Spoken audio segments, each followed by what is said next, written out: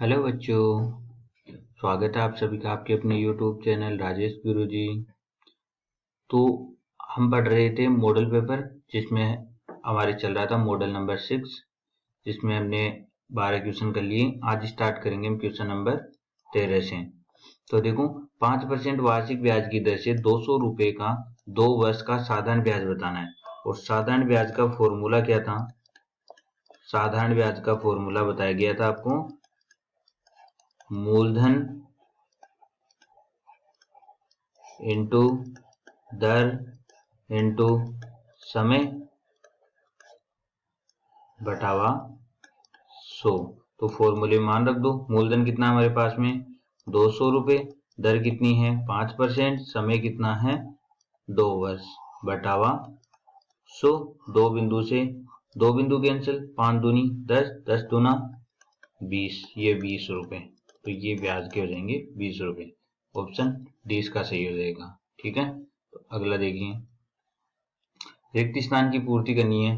देखो, 1/2, फिर आ जाएगा 1, यहां पर क्या आएगा ये बताना हमें, फिर आएगा 2 और फिर हो जाएगा 5/2।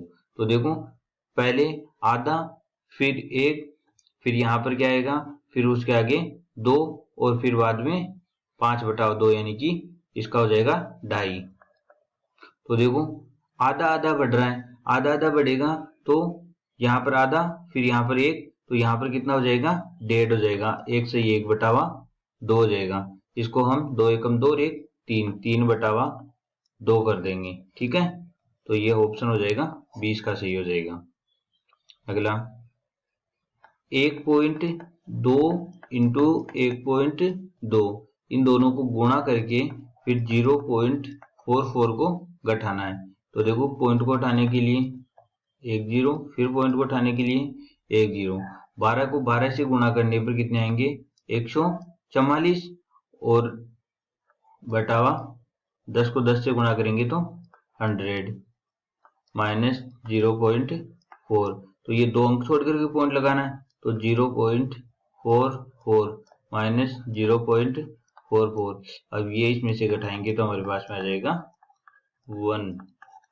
ऑप्शन सी इसका सही हो जाएगा। ठीक है, अगला देखो, 3/5 इंटू 15 माइनस 2/5 इंटू 10, फिर माइनस 25/5। तो देखो, पहले हम भागफल करेंगे, तो 5 का भाग हम 25 में देंगे, तो 25 में देने पर कितना आएगा 5 आएगा, माइनस जो कट रहा है उसे हम काट देंगे, तो 5 एकम 5, 5 दूनी 10, तो ये कितना बचा 4, 2 को 2 से गुणा करेंगे तो 4, ये माइनस 5 एकम 5, 5 ती 15, 3 तिया 9। देखो, 5 4 9, तो 9 में से 9 गए तो कितने बचे 0। तो ऑप्शन ए इसका सही हो जाएगा। ठीक है, अगला, राम के पास में 450 रुपए थे। उसने अपनी पूंजी का 2/5 भाग अपने बड़े लड़के को और 1/5 भाग छोटे लड़के को दिया। तो अब उसके पास में कितना धन बचा? देखो, ये कह रहा है कि 2/5 भाग तो बड़े लड़के को दिया है और 1/5 भाग छोटे लड़के को दिया है। तो देखो, पहले तो हमें कितना धन दे दिया उसने, दिया गया धन। तो देखो, दिया गया धन 2/5 भाग तो बड़े लड़के को प्लस 1/3 भाग छोटे लड़के को। अब इन दोनों को जोड़ेंगे, 5 का और 3 का लघुत्तम कितना आएगा 15। तो 5 ती 15, 3 बार 3 को 2 से गुणा करेंगे तो 3 दूनी 6, और 3 को डिवाइड करेंगे 15 से तो कितना 3 5 15, 5 बार, और 5 को 1 से गुणा करेंगे तो 5। तो ये 6 में 5 जोड़ेंगे 11, 11/15। तो शेष हो जाएगा, 1 में से घटा देंगे 11/15 को। इसका लघुत्तम कितना हो जाएगा 15। 15 को डिवाइड करेंगे तो 15 बार, 15 को 1 से गुणा करेंगे तो 15, और 15 एकम 15 एक बार, एक को 11 से गुणा करेंगे तो 11, 15 में से 11 गए तो 4, 4/15। तो उसके पास में शेष कितना बचा? 4/15। तो ये पूछ क्या रहा है कि अब उसके पास में कितना धन शेष बचा, यही पूछा है। और ये आ गया हमारे पास में शेष। तो अब ये शेष किसका है? 450 का। तो 450 का हम शेष निकाल देंगे। तो 15 एकम 15, 15 × 3 45, ये एक 0, और 4 × 3 12, 120 रुपए उसके पास में शेष बचे। तो ऑप्शन ए इसका सही हो जाएगा। तो नेक्स्ट देखो, 600 का 15% क्या होगा? देखो 600 का हमें बताना है 15%। परसेंट का निशान हटाने के लिए 100 से डिवाइड, 2 0 से 2 0 कैंसिल, 15 चौके 60, 15 5 छक्के 90 रुपए। तो ऑप्शन सी इसका सही हो जाएगा। ठीक है। अगला, महेश 50 पैसे का अखबार प्रतिदिन मंगवाता है। जनवरी के महीने में उसको कितने रुपए देने होंगे? देखो जनवरी में कितने दिन होते हैं? जनवरी में होते हैं 31 दिन, और वो एक दिन के 50 पैसे दे रहा है।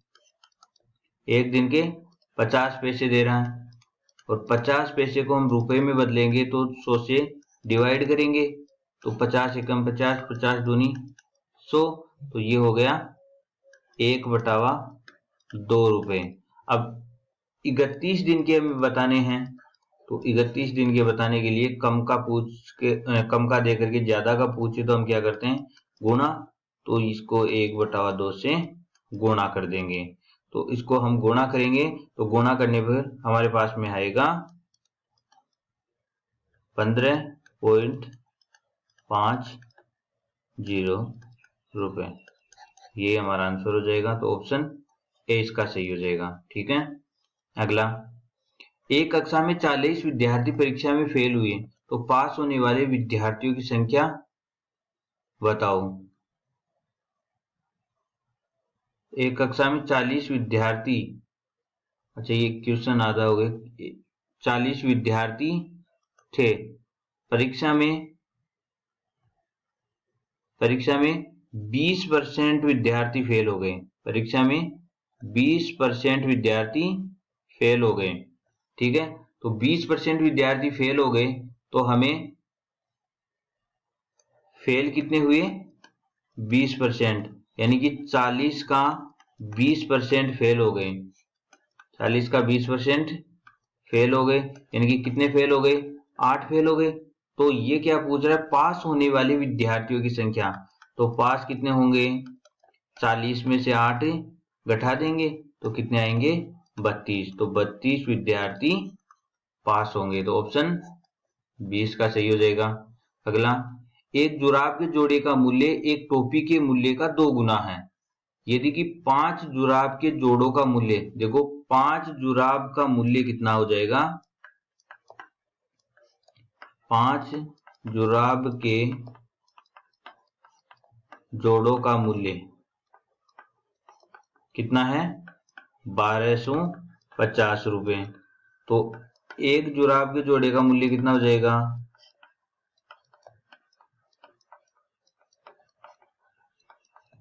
एक जुराब के जोड़े का मूल्य हो जाएगा 1250 को 5 से डिवाइड कर देंगे। तो 5 दूनी 10, 2 बचा, 5 पचम 25, ये एक 0। तो 250 रुपए की एक जोड़ी आएगी। ये कह रहा है कि जुराब के एक जोड़े का मूल्य एक टोपी के मूल्य का 2 गुना है। तो एक जुराब का मूल्य, एक जुराब का मूल्य बराबर मूल्य एक टोपी के मूल्य का 2 गुना है। तो टोपी का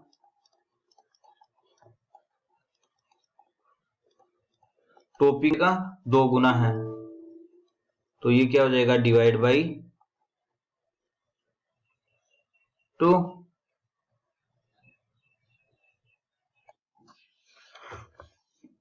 देखो हमें बताना था यहाँ पर एक जुराब के जोड़े का मूल्य एक टोपी के मूल्य का 2 गुना है। एक टोपी के मूल्य का 2 गुना है। तो हमें यहां पर बताना है, पहले हमें एक टोपी का मूल्य ज्ञात करना होगा। टोपी का मूल्य ज्ञात करने के लिए हमें जुराब के मूल्य को 2 से डिवाइड करना होगा, क्योंकि टोपी का मूल्य एक टोपी के मूल्य का क्या था, 2 गुना था। तो जुराब के मूल्य को हम 2 से डिवाइड करेंगे तो टोपी का मूल्य आ जाएगा। तो एक टोपी का मूल्य, एक टोपी का मूल्य 250 में 2 से डिवाइड करेंगे तो आएगा 125 रुपए। देखो पूछा क्या इसने, 2 जोड़े जुराब और 4 टोपियों का मूल्य पूछा है। तो 2 जोड़े जुराब, देखो एक जोड़े जुराब का मूल्य है 250 रुपए, तो 2 जोड़ों का कितना हो जाएगा, 250 को 2 से गुणा कर दो, प्लस 4 टोपियों का मूल्य, एक टोपी का 125, तो 4 से इसको गुणा कर दो।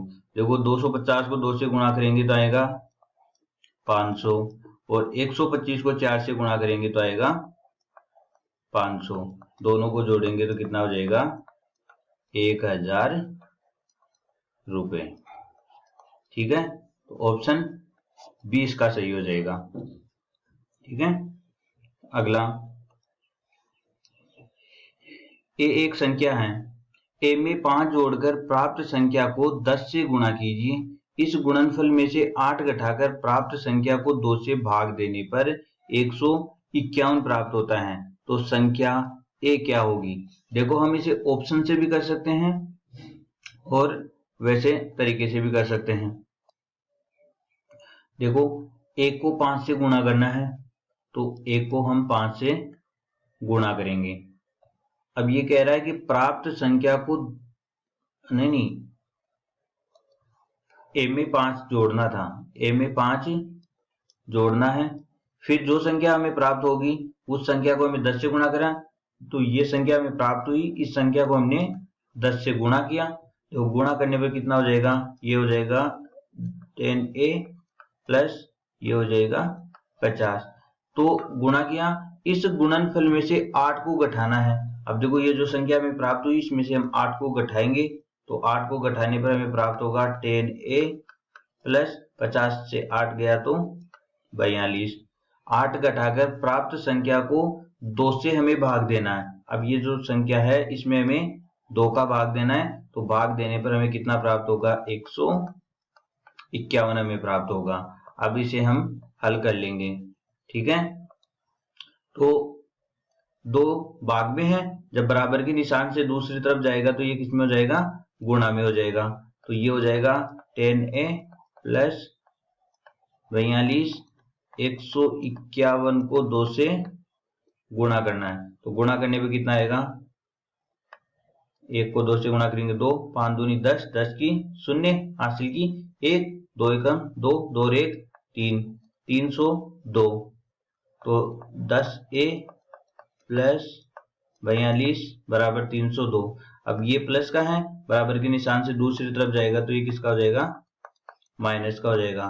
तो 302 माइनस 42, तो 2 से 2 गया तो 0, ये 0 से 4 नहीं जाएगा, एक इसको उधार देगा, 10, 10 में से 4 गई तो 6, यहां बचे 2, तो 10a बराबर कितना हो गया, 260।